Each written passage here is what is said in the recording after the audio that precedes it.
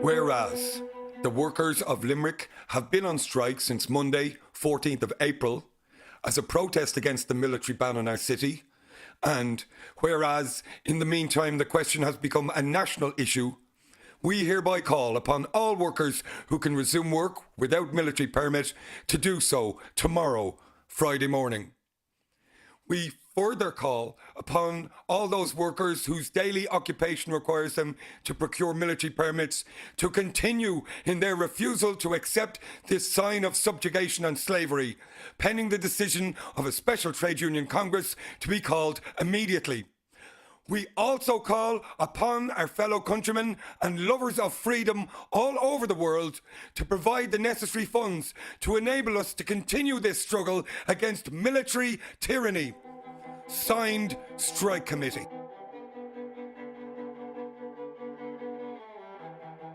I'm Aprille Scully. And I'm Cian Prendiville, and this is Bottom Dog, the story of the Limerick Soviet, 1919.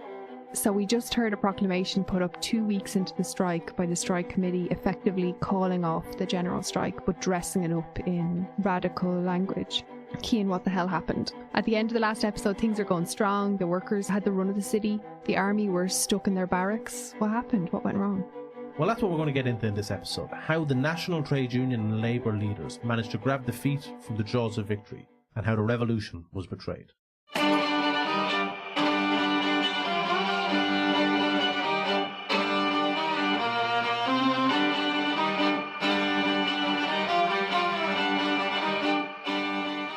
A week into the strike was 100% solid. The strike committee had set up various subcommittees with commissioners to run the various aspects of the city: transportation, food supplies, propaganda, which was crucial at the time, the production of their own newspaper, and so on. There was an indication, a rumour emerged on the Sunday night that the Chamber of Commerce were considering attempting to break the strike by reopening some of the shops on Monday or Tuesday of the second week. But the strike was so solid that they completely backed off any intent of doing that. So it gives an indication of the power that existed. Okay, so that's what I remember, the power being with the Soviet. Yeah, exactly. That's where we left things off. That clip is from Dominic Haugh, a local historian and a member of the Socialist Party, who has a new book coming out on the Soviet too. That was interesting, his point about them having to back off from them breaking the strike. Yeah, that was a new one for me too. It really just confirms how strong, after the first week, how strong the workers were and how powerless the bosses were when push came to shove. So what was the point of weakness? When did that dynamic change? Well, I asked Dominic what would have been needed to win, and here's what he said. A localised general strike like was taking place in Limerick could not be continued indefinitely. It either had to evolve and develop into a nationwide action, or eventually it was going to run out of steam. So I think the crucial element in this was the strike going to develop into a nationwide strike? Even if it was only a 24-hour nationwide strike, that would have had an impact. Okay, so they needed solidarity action around the country to keep the momentum going. Yeah, that was a common theme that all those I talked to brought up. Some said they needed a nationwide general strike. Others raised maybe a 24-hour strike, or that even if just the rail workers alone had come out, that would have been enough to pile more pressure on. But one way or another, things within Limerick were fought to a bit of a stalemate. The British Army couldn't crush the workers, but the workers couldn't force them to call off martial law either. So the trade union leaders outside of Limerick who were posed with this question, what were they doing? Liam Cahill explains that one. They consulted with the national leadership of the Republican movement, specifically the Dáil, the cabinet of the first Dáil, which would have been chaired by Eamon de Valera, would have included people like Cahill Brua, Austin Stack, Richard Mulcahy and Michael Collins. And they spent 3 days in consultation with them, basically to suss out what, if any, level of support might be forthcoming from them in the event of the trade unions, in the event of Limerick being escalated. And what emerged from that was that a plan would be put forward to evacuate the city of Limerick, to leave it as an empty shell in the hands of the British, and that in some way would engender so much international attention and outrage and so on that the British would be forced to capitulate. So instead of calling solidarity action, they proposed to evacuate the city. Yeah, it seems like that idea in particular came from the heads of Sinn Féin. The broader context at the time was that in January, Sinn Féin MPs had declared themselves to be the alternative legitimate government of Ireland. The national leaders of the unions, in particular, a guy, William O'Brien, was very close to them, and Sinn Féin didn't want a major national strike. So Sinn Féin didn't want to cede any ground to the Labour Party. Is that the point? Yeah, exactly. Why did the Labour leaders go along with that? Yeah, I talked to Conor Kostick about that. We'll hear a lot more from him in the next episode. He's the author of a book called Revolution in Ireland, Popular Militancy, 1917 to 1923. But here's what he said about the outlook of the national union leaders at the time. So, you're in charge of a growing union. It's at 40,000 probably at this point. It's going to peak at 100,000. And Limerick happens. What do? If you behave like a revolutionary, a James Connolly or a Jim Larkin, you escalate it. If your eye is on the prize of a long-term relationship in a new Irish state where you're acting as an intermediary between Labour and the employers, you're not very comfortable with this kind of militancy, this kind of radicalism. This is stepping outside the boundaries of your existence. This is something frightening and dangerous. These hotheads could take you into an area where you could get crushed, you could get shot.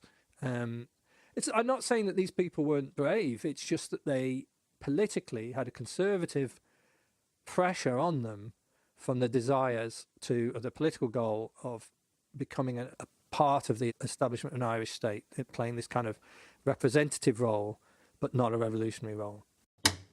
I think for the union leaders, though, to betray all those workers that stood up against British militarism, that fought inspirationally for a new kind of society, it's pretty treacherous. Yeah, but in their own minds, the vision that they would have had for the unions would have been a slow and steady growth in partnership with the new Republican government. And they didn't want to rock the boat too much. So just a creeping reformism, gently, softly. Trying to improve things little by little. Exactly, and it's fairly standard reform versus revolution kind of thinking. Them, in limiting themselves to reformism, the problem was that when a revolutionary situation happened, like in Limerick, they ended up on the wrong side, so to speak. Yeah, they wanted to put the genie back in the bottle.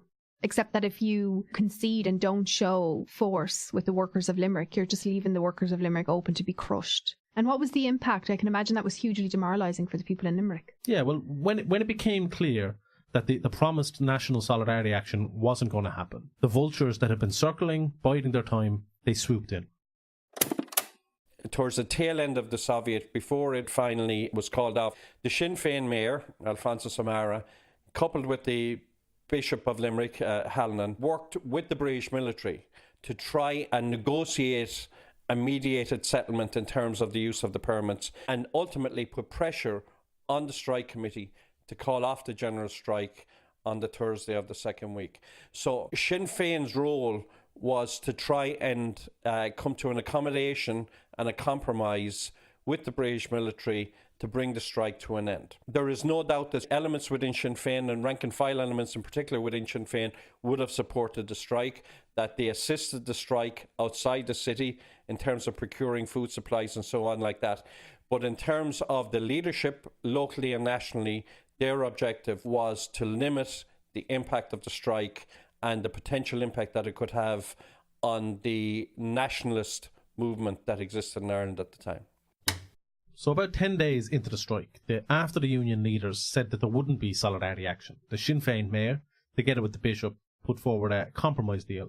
Essentially, it was that the workers would call off the strike immediately, and in return, the British would promise to remove martial law in a week's time. That doesn't sound great.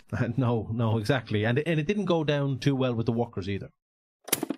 It's clear that the Transport Union membership in Limerick were opposed to abandoning the general strike in Limerick at the time. When the Trades Council the strike committee put up proclamations calling on workers who didn't need permits to return to work.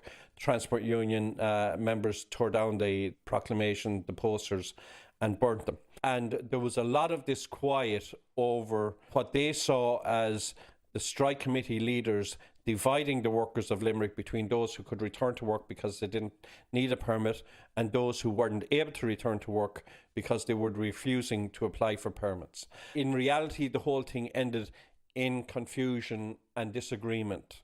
And that was primarily because of the approach of the leadership of the ILP-TUC in terms of dealing with the general strike in Limerick.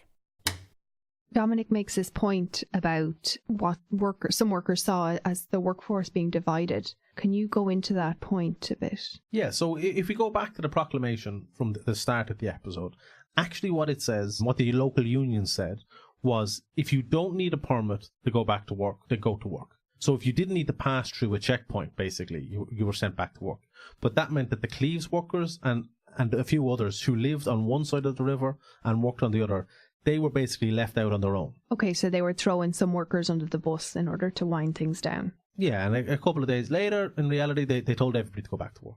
And how, what was the effect on morale? There was a mix. There was definitely some anger. You've got to remember that for over a week, the workers in Limerick have been told to just hold out a few more days for the national strike. A national strike is coming, a national strike is coming. Right at the start of the strike, the rail workers actually said that they were going to come out on strike, but they were told to hold on, don't come out yet, wait for the national meeting. Okay, so they were waiting for the cavalry to show up and they never did? Exactly, yeah. And perhaps if there had been more Dowlings and they were more organised, they could have gone over the heads of the national leaders and called solidarity action themselves.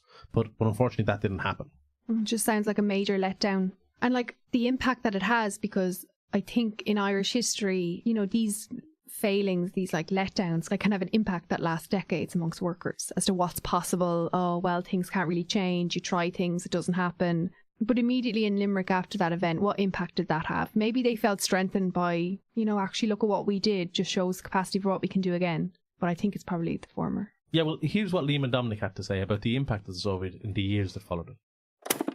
The tragedy of it is that I think the result of Limerick, what it did was that from being a position where the labour movement, both at local level and at national level, was, if you like, in joint ownership of the struggle with the Republicans, and might even have taken leadership of it, moved into a more subsidiary role, so that in later times in the War of Independence, the general strikes that you see, such as the munitions strike and the strike against permits which the British imposed on drivers in the country, were ancillary and subsidiary to the Republican struggle for independence, rather than being prime movers in it, as they had been in conscription and up to the point of the Limerick Soviet.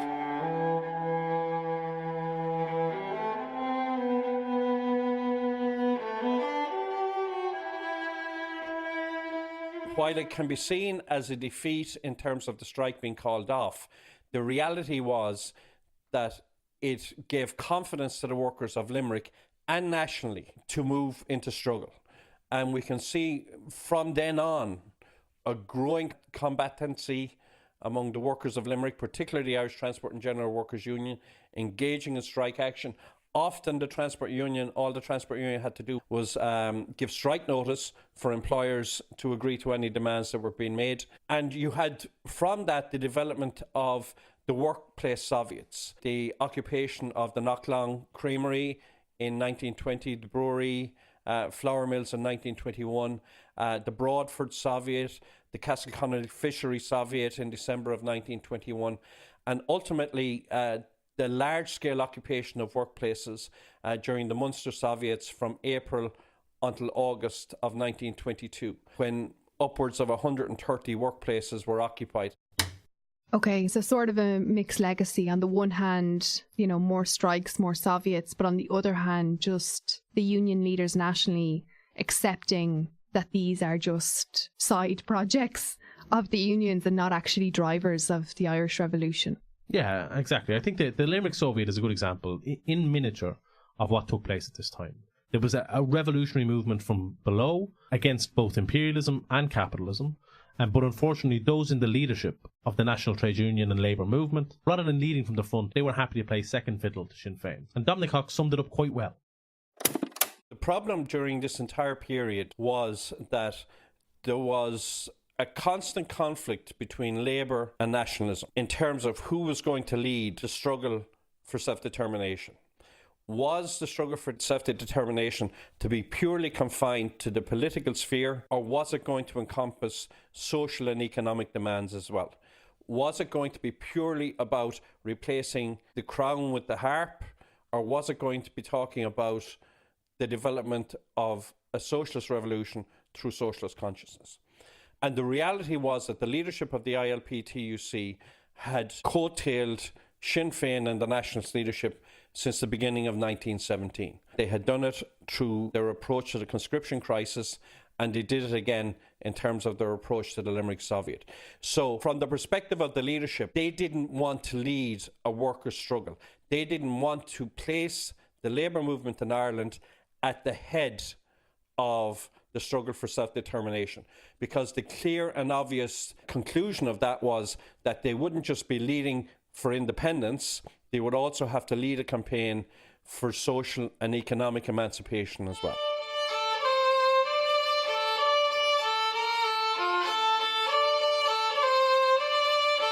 That's the end of episode 3. In episode 4, we will put the Limerick Soviet into its wider context as part of the Irish Revolution. We will also tell the fascinating story of the Garryowen housing crisis, where workers occupied 21 houses in the original Take Back the City. Thanks to Darren Maher for his dramatisations, Dominic Haugh, Liam Cahill and Conor Kostick for their interviews, and Post Punk Podge for the music throughout the episode. This podcast was hosted by Cian Prendiville and me, Aprille Scully. Sound mixing was done by Marty Walsh. Thanks to Ray Burke of Wired FM for giving us studio time, and Danny Scott for assistance throughout production. Finally, your feedback is greatly appreciated. Please leave a review on iTunes or contact Cian on Twitter at CianPLK or me via info@limericksoviet.ie to let us know what you think of the podcast.